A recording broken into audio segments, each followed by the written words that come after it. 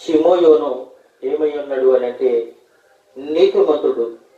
రెండవదిగా ఆయన ఏమి కలిగి ఉన్నాడు అని అంటే భక్తిపరుడై ఉన్నాడు. ఈ షిమోయోను నీతిమంతుడు, రెండోది భక్తిపరుడు.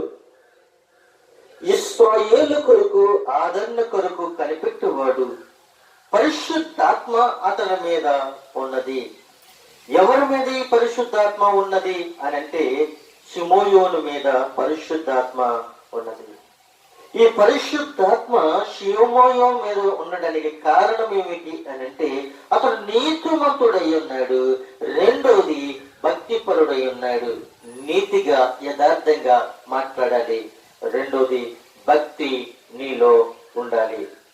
అయితే ఈ రెండు అతనిలో ఉన్నవి కాబట్టి నీతిమంతుడై ఉన్నాడు, రెండోది భక్తిపరుడై ఉన్నాడు కాబట్టి యథార్థంగా జీవిస్తూ ఉన్నాడు కాబట్టి పరిశుద్ధాత్మ దేవుని ఎత్తు పట్టుకున్నాడు కాబట్టి అందుకు ఏమయ్యే ఉన్నదంటే పరిశుద్ధాత్మే ఆయన మీద ఉన్నది. పరిశుద్ధాత్మ